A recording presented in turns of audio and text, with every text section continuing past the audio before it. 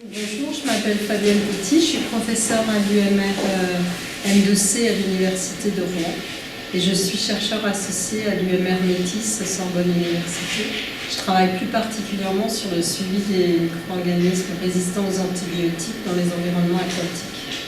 C'est surtout le terme « quelle solution ?» Écoutez, il n'y en a pas vraiment aujourd'hui et c'est un débat qu'on pourra ouvrir parce que des solutions, ça veut dire qu'il y a des risques qui sont clairement définis. Eh bien, on va voir ensemble quels sont les risques, en tout cas les dangers. Donc, tout d'abord, un point important, c'est que les antibiotiques sont présents sur la planète depuis une période bien avant l'homme. Et notamment, non seulement les antibiotiques, mais les gènes de résistance à ces mêmes antibiotiques. Donc, il y a eu des travaux qui ont été faits sur des carottes glaciaires qui datent du Pléistocène et qui ont démontré, à partir d'approches métagénomiques, qu'il existait des gènes de résistance aux antibiotiques et aussi des gènes qui codaient ces antibiotiques. Ce qui est un message extrêmement important pour nous, ça signifie que ces molécules ont un rôle. Elles ont un rôle en écologie microbienne dont on ignore aujourd'hui probablement l'étendue. On imagine qu'elles sont au moins impliquées dans la communication intercellulaire, car en tout état de cause, le rôle de ces antibiotiques sont à des concentrations qui n'ont rien à voir avec celles utilisées aujourd'hui en médecine humaine et vétérinaire. Et le deuxième point qui est important, c'est aujourd'hui quel est le compartiment dans l'environnement où il existe encore des gènes de résistance aux antibiotiques et des gènes qui codent des antibiotiques inconnus, c'est le sol. Le sol aujourd'hui est un réservoir où il y a des micro-organismes qui produisent des antibiotiques. Donc ça, je crois qu'avant avant de démarrer sur l'antibiorésistance et les problèmes aujourd'hui que l'on rencontre, c'est important d'avoir ce point de vue d'écologiste microbien sur ces antibiotiques et les micro-organismes qui produisent ces antibiotiques. Alors, vous savez, ça je pense que fait partie maintenant de la connaissance générale. Depuis 1929, c'est Fleming qui a découvert les antibiotiques et les premiers micro-organismes producteurs, en l'occurrence c'était des pénicilliums. Et à partir de cette découverte, je crois qu'on a vécu au moins 5-6 décennies où on a bénéficié de ces antibiotiques, notamment en médecine humaine et vétérinaire. Et aujourd'hui, on va rencontrer les premiers échecs. Donc ça a été l'ère du tout antibiotique qui a permis des avancées majeures, notamment le contrôle de grandes épidémies, ne serait-ce que la tuberculose, la syphilis. Aujourd'hui, c'est des maladies qui sont en train de réémerger. Donc en 2001, il y a eu pour la première fois une alerte de l'OMS qui a déclaré l'antibiorésistance bactérienne un problème de santé publique mondiale. Et en 2014 à nouveau, et 2016, à nouveau l'OMS s'alerte sur les progressions constantes avec des prévisions extrêmement pessimistes que je vous présente juste après.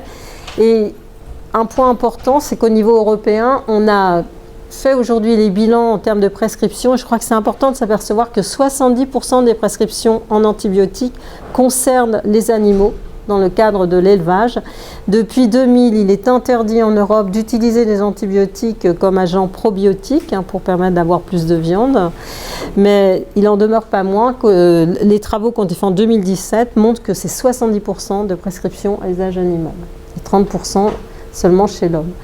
Alors j'imagine que c'est pour ça que vous m'avez fait venir, c'est pour cette modélisation qui a été faite pour 2050. Donc aujourd'hui, on est en impasse thérapeutique, c'est-à-dire que pour la première fois en milieu clinique, on ne peut pas traiter certains patients parce qu'on n'a plus d'antibiotiques efficaces contre le germe qui colonise ce patient. Alors ces chiffres, des fois, ils sont contestés. On peut peut-être les diviser par 2 ou par 3, mais de toute façon, ça ne fait que reculer pour mieux avancer parce que beaucoup des maladies nosocomiales sont une conséquence d'une autre maladie fait qu'on vit plus longtemps malade. C'est une surinfection qui accompagne une autre maladie. Il n'en demeure pas moins que de toute façon, ces chiffres, même si on les divise par 2, montrent qu'il y aura plusieurs millions de morts attendus si on ne trouve pas de méthode alternative aux antibiotiques. Donc en France, alors ce qui s'est passé, ce qui était extrêmement important, c'est qu'à l'époque, il n'y avait que le monde médical, voire la médecine vétérinaire, qui se sont vraiment emparés de cette problématique.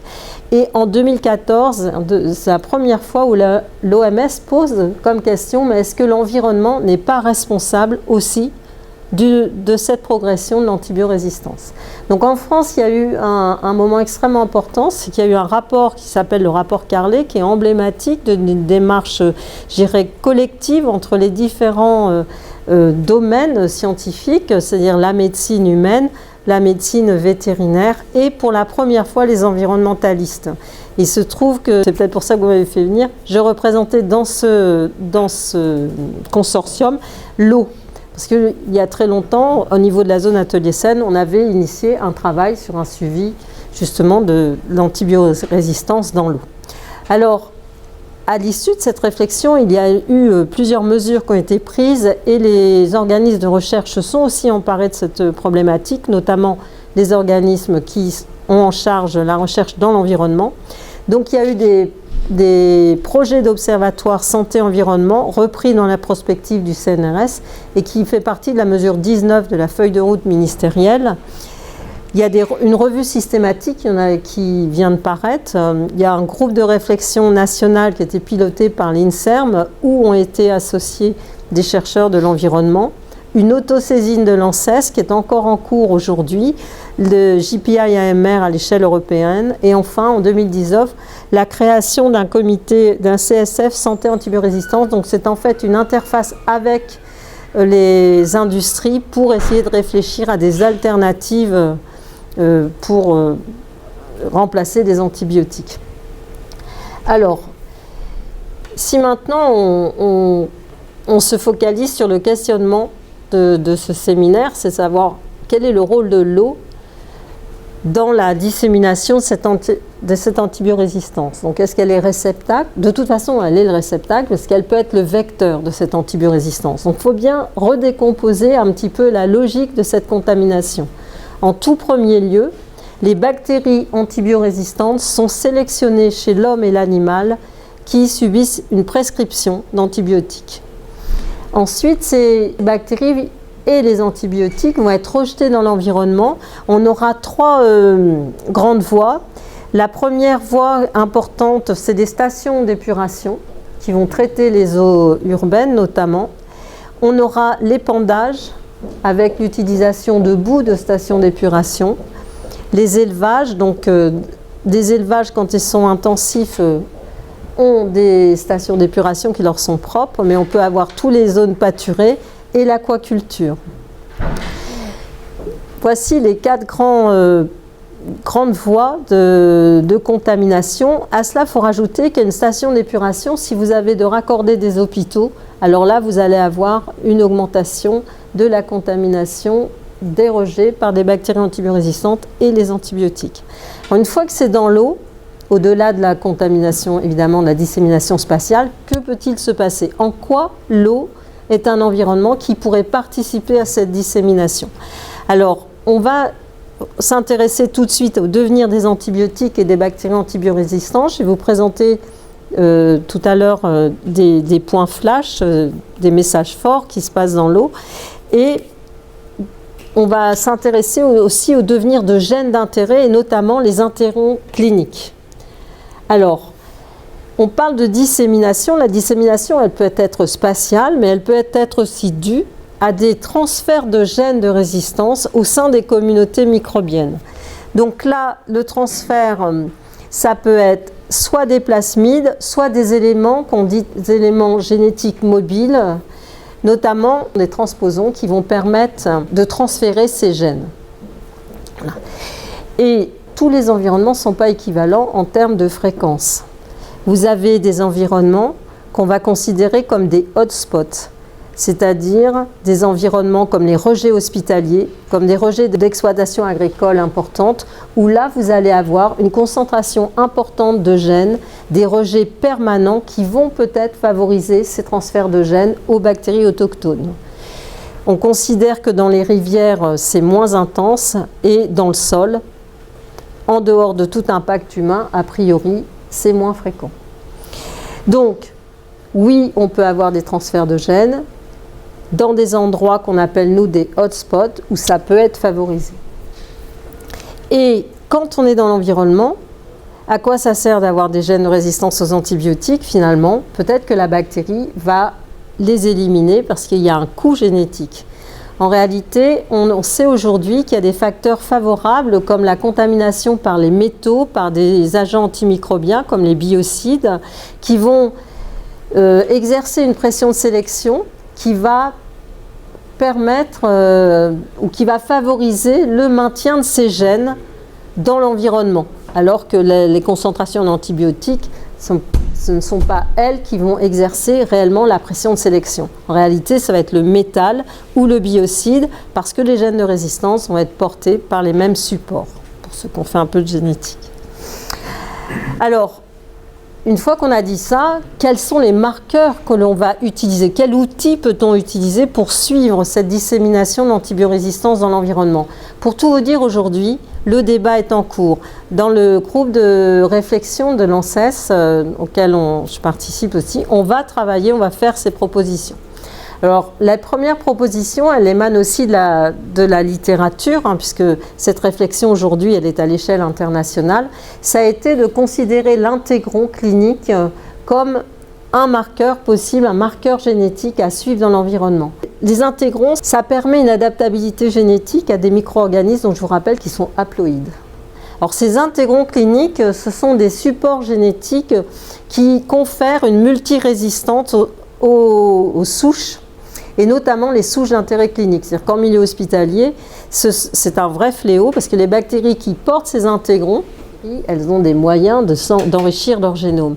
Et derrière le gène qu'on appelle le gène ici, INTI1, vous avez la possibilité d'intégrer des cassettes de résistance. C'est-à-dire qu'en milieu clinique, la bactérie qui est exposée à des antibiotiques va pouvoir intégrer des cassettes de résistance qu'elle va retrouver chez des bactéries qui vivent dans la même niche écologique.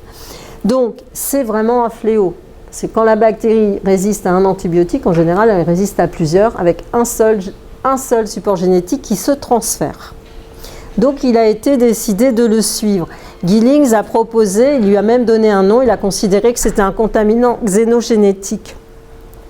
Et là, dans les publications, donc là, c'est peut-être pas trop clair, mais on voit bien qu'à l'aval d'une steppe, à l'aval d'une rivière, on en a beaucoup moins et qu'on a une augmentation, donc c'est en échelle logarithmique, dès le rejet de la station d'épuration. Sur les travaux qui ont été faits par Boruso, l'équipe de Boruso, donc vous voyez ici, c'est des intégrons qui ont été utilisés tout en haut en milieu urbain, en milieu industriel, en milieu naturel, s'il n'y a rien, c'est qu'il n'y en a pas eu d'isolé, et plus bas dans un bassin versant agricole. Et ces intégrons, on a regardé s'ils avaient des cassettes de gènes de résistance, et c'est ce que vous voyez en rouge. Donc là où on a le plus d'intégrons avec des cassettes de résistance, c'est en milieu urbain, pour certaines industries, et dans les milieux avec des fortes activités agricoles. Ça, c'est pour un des marqueurs. Le deuxième marqueur, donc ça, c'est tout à fait récent, c'est la journée ministérielle de novembre 2019. L'Europe propose un marqueur qui permet de suivre l'antibiorésistance dans les différents compartiments. On a une approche One Health aujourd'hui qui considère que la santé est une approche qui doit être considérée de façon globale en considérant l'homme, l'environnement et les animaux. Donc il faut pouvoir suivre un indicateur dans les trois compartiments. D'une part, et d'autre part, cet indicateur doit pouvoir être suivi partout dans le monde. Donc le problème de l'intégron, c'est qu'ils appuient sur une démarche de biologie moléculaire qui n'est pas forcément accessible à tous les laboratoires. Donc là, ce qui vient d'être proposé, donc en novembre, c'est le suivi d'Escherichia coli. Alors Escherichia coli, c'est aussi un indicateur qui nous permet d'évaluer la qualité microbiologique de l'eau, facilement accessible au niveau international, qui est présent dans tous les compartiments. Il existe des souches qui posent de réels problèmes cliniques et qui ont été identifiées par l'OMS, comme E. coli résistant aux céphalosporines de 3e génération. Et donc là, ce que l'on propose, ce qui est proposé, c'est le suivi. Donc là, c'est les différents pays. Et le suivi donc du profil de sensibilité à un peu plus de 15 antibiotiques qui seront communs à l'ensemble des pays. Et donc, ce qu'on va suivre, c'est la sensibilité, non pas la résistance. Nous, on suivait la résistance, là, on va suivre la sensibilité dans les différents compartiments, et notamment dans l'environnement. Alors, cette diapositive, à vrai dire, je l'ai élaborée pour une journée organisée par le ministère qui nous avait dit quelles sont les solutions à préconiser et notamment où est-ce qu'on met de l'argent, quoi. Et donc on s'était retrouvé avec les collègues du sol, Pascal Simonet, et de la faune sauvage, Marion Vidcock. On était un petit peu gênés parce qu'en fait, pour donner des solutions, il faut vraiment évaluer le danger. Et donc si on fait déjà un bilan, la bêta-lactamase, les résistances au quinolone et la résistance à la bêta-lactamase vient d'une bactérie qui était dans l'eau. D'accord ? Et cette résistance-là, avant qu'elle n'apparaisse, on ne la connaissait pas. Donc comment est-ce qu'on va faire pour évaluer l'émergence d'une résistance qu'on ne connaît pas ? Bon, ça, c'est un événement rare et difficile à appréhender. En revanche, le deuxième risque, ici, transfert de gènes d'origine clinique à des bactéries de l'environnement, pathogènes opportunistes de type Pseudomonas, Erwinia, Aeromonas, ça, en revanche, c'est un risque qu'on peut appréhender. Vous voyez deux types de risques aujourd'hui, et on connaît les facteurs valvorables, multi-exposition chronique à des concentrations subinhibitrices en antibiotiques et en contamination chimique. Alors, on avait mis que c'était un risque difficile à évaluer, événement rare, à une échelle de temps difficile à déterminer. Donc à partir de là, on a cherché à identifier les sites et les périodes favorables. Et je rappelle que pour avoir un transfert de gènes dont la fréquence est faible, quand on dit que la fréquence est à 10-9, ça veut dire qu'il faut qu'il y ait dans un environnement, on boit 10 puissance 9 bactéries proches phylogénétiquement pour pouvoir à l'issue d'un transfert de gènes, intégrer un gène de résistance aux antibiotiques. Ok ? Donc dans l'environnement, où est-ce que je vais trouver des endroits avec une forte densité ? Les biofilms, les sédiments. Parce que dans l'eau, ça va être un petit peu plus difficile, puisque dans l'eau, ça circule, et puis n'oublions pas qu'il y a les protozoaires. Donc très rapidement, je vais vous faire des spots de ce qui a été fait en zone atelier Seine, ici dans le cadre du Pyrène Seine. Ce sont des travaux qui datent, mais qui sont aujourd'hui tout à fait d'actualité. Par exemple, les travaux qui ont été faits par Pierre Servet ici, et nous on a eu la même chose dans la partie aval, c'est quoi le message fort ? C'est-à-dire que quand on compare l'antibiorésistance des Escherichia coli, avec un index qu'on a appelé le MAR-index, et des entérocoques, eh bien en fait, on a un niveau de contamination qui reflète le niveau d'anthropisation, avec le maximum trouvé dans les rejets hospitaliers, c'est-à-dire que le maximum de souches résistantes aux antibiotiques et multirésistantes chez E. coli et entérocoques. Les proportions maximales sont dans les rejets hospitaliers ou des STU, des stations d'épuration où sont branchés des hôpitaux, puis des stations d'épuration qui gèrent des rejets urbains, puis des rejets diffus d'origine agricole et enfin d'origine forestière. On a trouvé la même chose à Laval et là récemment, il y a une équipe chinoise qu'on a même fait un papier d'un Nature parce qu'ils ont fait tous les estuaires de Chine et ils ont démontré la même chose. Voilà. Donc là, voilà, ça veut dire qu'on en a dans l'eau et que ça reflète le niveau d'anthropisation. Donc là, ce que je vais vous faire voir, c'est des travaux qui sont faits en ce moment. Quel est le message fort là ? Pour déconvoluer le signal, on est allé sur des petites rivières, et notamment une rivière de l'Orge qui a un très fort gradient d'anthropisation. C'est-à-dire qu'on va avoir à l'amont des sites forestiers et à l'aval, on arrive en région urbaine. Et là, ce qu'on voit, c'est juste les antibiotiques. Ce n'est pas les mêmes dans l'eau que dans les biofilms. Donc les biofilms, on se souvient pourquoi ça nous intéresse. Dans l'eau, vous avez le reflet des prescriptions. Ce sont les pénicillines qui sont majoritairement prescrites. Mais les pénicillines, elles ne résistent pas dans l'eau. Elles se dégradent assez rapidement. En revanche, dans les biofilms, on va trouver d'autres antibiotiques, ceux qui persistent le plus. Et en l'occurrence, les fluoroquinolones. Et les fluoroquinolones, elles ont un intérêt, c'est que, je l'ai dit tout à l'heure, peut-être vous ne vous souvenez pas, mais je vous le répète, c'est que ce sont des agents mutagènes à très faible concentration. À des concentrations subinhibitrices, elles vont provoquer la mutation, provoquer la transposition. Ça veut dire que là, on a affaire à des antibiotiques qu'on peut retrouver à très faible concentration. On est bien loin des concentrations qui sélectionnent, des CMI. Là, on est de la centaine de nanogrammes au maximum par litre. Donc là, chez les biofilms, ça s'exprime différemment. Et cet antibiotique, non seulement persiste, mais c'est justement celui-ci qui a un effet mutagène. Alors maintenant, si je m'intéresse au même endroit, sur les Escherichia coli antibiorésistantes, bon, là, ce qu'on va voir, on a eu la chance sur le site Amont. Donc le site Amont, c'est le site bleu. Vous l'oubliez, c'est la dia qui suit après. Mais les deux sites aval, orange et gris, eh bien, on a des E. coli dans les biofilms et dans les sédiments. Ok, ça, il n'y a pas de souci. Et on retrouve des souches de colis qui portent les intégrons. Mais sur le site aval, qui est un site forestier, on a eu un souci. Vous le voyez, il y a des... Mais ce souci, en fait, c'est dommage pour le projet ANSES parce que c'était notre site témoin. Il nous a permis d'observer une résilience.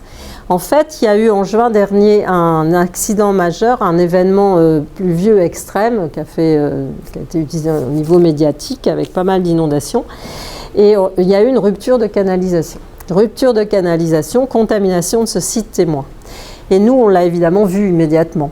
Et ce qui s'est passé sur ce site, c'est qu'on a un retour à la normale. Et ça, c'est une information qui était inattendue. Ça veut dire qu'ici, dans les sédiments et dans les biofilms, donc on retrouve un niveau extrêmement important qui reflète cette contamination ponctuelle et majeure, ce qu'on retrouve aujourd'hui dans les événements extrêmes type inondation dans le sud. Et vous voyez, dans les biofilms, là, l'histogramme, les barres en rouge, nous donnent le niveau de bactéries du biofilm qui ne varie pas. En bleu, ce que vous avez sur les 3 premiers mois, septembre, octobre, novembre, il reste un niveau d'Escherichia coli détecté par biologie moléculaire. C'est-à-dire que là, ce n'est pas les viables, c'est leur ADN. Ce n'est pas les cultivables, c'est soit des viables non cultivables, soit de l'ADN. Mais nous, ça nous intéresse l'ADN, parce que si l'ADN est là, ça veut dire que les gènes de résistance peuvent être là. Et là, ce qu'on voit, c'est que ça diminue. Ça veut dire qu'on a une disparition progressive des Escherichia coli, c'était attendu, ce n'est pas leur milieu, mais aussi de l'ADN. Donc ça ne persiste pas dans les biofilms, en tout cas pas longtemps. Alors maintenant on peut travailler sur est-ce que ça persiste suffisamment longtemps pour avoir le transfert de gènes. Là il faut aller un petit peu plus loin. Et donc les biofilms et les sédiments, c'est aussi, en tout cas les biofilms sont broutés par les poissons. Il y a les sédiments aussi partiellement. Et donc, est-ce que le poisson peut être vecteur? Est-ce que la faune sauvage en milieu aquatique peut être vecteur? Donc là, on a démarré des travaux. Et Bollachéal, donc en Bourgogne, ils ont fait aussi des travaux. Et eux, ce qu'ils ont montré, c'est que les poissons à proximité des rejets de stations d'épuration pouvaient être vecteurs momentanés d'Escherichia coli bêta-LSE. Et nous, en même temps, on travaillait sans le savoir. On a travaillé avec Métis, puisqu'on travaille ensemble. Donc on a isolé cette faune, on a travaillé sur le microbiote cutané et le microbiote intestinal. Et là, ce qu'on a observé, c'est qu'on n'a aucun antibiotique à l'intérieur des muscles du poisson, pas de variation spatiale. Si on s'intéresse qu'aux Escherichia coli, majoritairement, elles résistent uniquement à au moins un antibiotique. Aucune souche multirésistance, d'après la définition en santé publique, 3 familles d'antibiotiques différentes. Et aucune souche portant un intégron clinique de classe 1. Donc aujourd'hui, pour tout vous dire, on a déposé un projet à MITI, CNRS, qui vient d'être retenu avec Métis et qui a été parmi les, je crois, 80 et qui a été retenu comme 5 projets rupture, puisqu'on va faire des essais à l'intérieur, on va aller beaucoup plus loin pour voir s'il y a des transferts ou pas. Parce que pour que ça remonte à l'homme, il faut qu'il y ait la même température des bactéries qui sont psychotrophes pour qu'elles se développent chez l'homme. Il faut aussi qu'elles soient mésophiles. D'accord. Le transfert, c'est bien, mais il faut que votre bactérie puisse se multiplier chez l'homme. Donc on va approfondir tout ça. Alors ensuite, on s'est posé une autre question. Comme je suis un métis aussi, comme chercheur associé, vous savez qu'il y a pas mal de modélisateurs. Et la question est de savoir, est-ce que les Escherichia coli résistantes aux antibiotiques ont le même comportement que les Escherichia coli normales? Donc en gros, est-ce qu'on peut utiliser les modèles mis au point pour la dynamique de colis dans les milieux, dans les rivières, pour appréhender finalement la dissémination spatiale des bactéries antibiorésistantes. Donc là, ce qu'on a fait, c'est un travail qu'on a fait avec l'INSERM, donc en l'occurrence l'équipe d'Éric de Namur. Et donc, ce qu'on a vu ici, c'est que les bactéries qui portaient les intégrons diminuaient le long d'un continuum où on a travaillé directement à partir des rejets d'un tout petit hôpital, rien à voir avec les grands hôpitaux ici, une EHPAD. On a suivi, c'est ce qu'on appelle un suivi de masse d'eau, c'est-à-dire qu'on suit l'eau à la même vitesse que son écoulement. D'accord, donc on a fait ça le long des rivières. Et donc à l'entrée et la sortie de la STU et immédiatement à la rivière. Donc là, on a une diminution qui est liée à la dilution. Mais quand on travaille sur la diversité en utilisant le rapport des phylogroupes A sur B1, on s'aperçoit que ce n'est pas le même rapport. Et donc, on a voulu aller plus loin et on a fait des mésocosmes à partir de populations d'Escherichia coli isolées exclusivement de l'eau. Et on a aussi considéré la résistance aux antibiotiques. Et ce qu'on a observé, c'est que les souches cliniques qui étaient multirésistantes résistaient moins longtemps dans l'eau.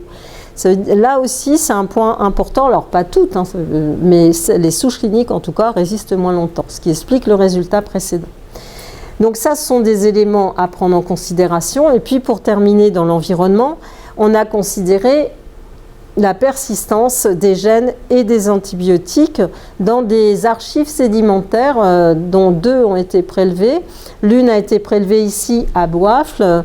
Donc c'est des travaux faits justement par l'équipe de Métis où là ils ont observé que toujours pareil, tous les antibiotiques ne persistent pas.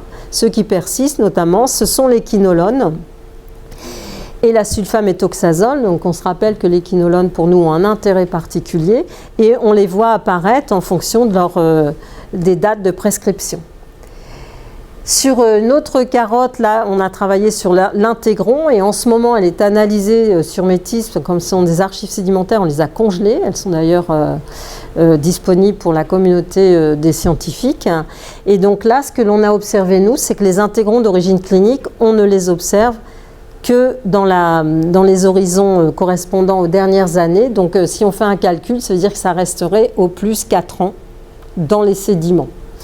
Et là, je peux vous dire, parce que c'est Thomas Thiebaud qui a fait, il m'a dit qu'ils ont récupéré, pareil que la carotte précédente, une empreinte en termes de contamination par les antibiotiques persistants qui correspond aux dates de prescription. Alors, les 2 dernières dias, c'est la réponse à vos questions, pas simple, vous l'aurez vu, quelle solution? Donc, il y a un papier en 2015 qui a été fait par Berenong, c'est une revue dans Nature, et puis un autre papier, pareil, dans Nature, là où on parle. Donc tout ça, c'est ce qu'on a vu ensemble, le hotspot et l'eau. Il y a un point que je n'ai pas du tout évoqué ici, mais la dissémination, c'est aussi les transports humains et animaux. Je rappelle qu'en Inde, en ce moment, il y a des concentrations extrêmement élevées d'antibiotiques dans l'eau, qui n'ont aucune commune mesure avec ce qu'on peut trouver chez nous. Mais il faut se rappeler que les souches se véhiculent, il n'y a pas de frontière pour les souches résistantes, donc on peut les retrouver chez nous aussi. Donc c'est une problématique qui doit être appréhendée à l'échelle internationale. Donc ce qui a été dit, c'est qu'il faut identifier, alors ils ont proposé une démarche qui est la démarche de type HACCP, pour ceux qui connaissent la démarche qualité. Donc identifier les points de contrôle critiques. Donc si on l'applique, pour nous, ce sont les sources de contamination dans l'eau. Et pour nous, les principales, ce sont les stations d'épuration qui traitent les effluents d'hôpitaux notamment. Je n'ai pas parlé de l'épandage parce que l'épandage, il y a des politiques aujourd'hui assez restrictives sur l'épandage. Et en ce moment, pour le GT de l'antibiorésistance, il y a pas mal de travaux qui sont faits mais on n'a pas encore démontré le transfert dans l'eau. Alors on l'a peut-être... De bout de station d'épuration, je m'excuse. Ouais. Et donc, en l'occurrence, on ne l'a pas démontré, peut-être parce qu'on ne l'a pas étudié non plus. Je vous rappelle qu'on est par défaut de données. Et l'aquaculture, donc que je n'ai pas évoqué ici. L'élaboration de procédures de surveillance. Donc je dois vous dire qu'on a fait une revue systématique et le choc a été pour nous le suivant, moi-même scientifique, c'est qu'il y a énormément de données, mais très peu sont utilisables parce qu'aujourd'hui, chacun a répliqué les travaux que je viens de vous montrer en changeant de station, en changeant d'endroit, en changeant de gènes, en changeant de bactéries. C'est qu'on ne fait pas beaucoup avancer la science en termes de déterminisme et de devenir. Et donc là, l'idée, c'est d'avoir que chacun s'arrête sur 1 ou 2 marqueurs. Donc les marqueurs, c'est ceux que j'ai proposés, qui sont en train d'être proposés au sein de la communauté.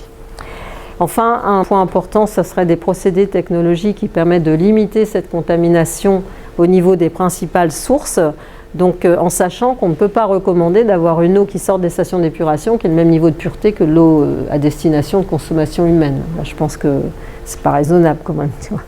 Donc tout ça, il y a toute une réflexion à avoir sur l'usage de ces proximités, ces hotspots à proximité de ces rejets, pour qu'il n'y ait pas de retour à l'homme. Une approche One Health, donc toujours santé animale et santé humaine. Et puis pour nous, ce qui nous intéresse, c'est l'impact des événements extrêmes, comme je vous l'ai fait voir sur le site de l'Orge. Et le dernier transparent, c'est un réseau national d'observatoires, donc actuellement proposé, ça correspond à la mesure 19 de cette feuille de route du ministère.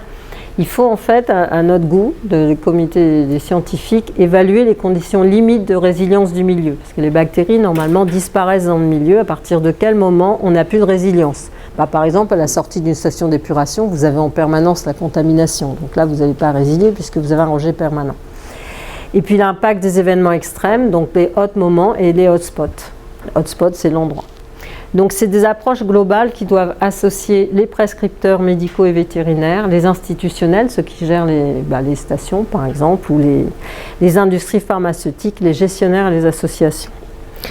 Donc pour le moment on milite sur des observatoires environnement santé, je pense qu'il y en a un qui va se mettre en place dans la zone Atelier Seine, dont on a en charge ici sur Métis, pour associer aussi les collègues, tous les collègues, y compris le corps médical.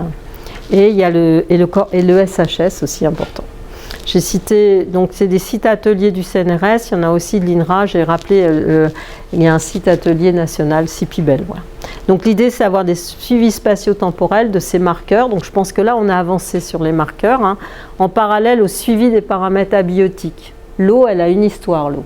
On ne peut pas prendre son seau d'eau ou alors se mettre à la station, au rejet de la puis pas aller voir 4 km plus loin. Parce que là, voilà, ça ne va pas faire avancer la science trop. Quoi. Donc on veut des sites ateliers pérennes qui soient emblématiques des différents usages et des conditions climatiques qui sont différentes. Voilà. Bon, voilà, de tout ça, j'ai présenté des tas de travaux qui sont faits en fait par une équipe.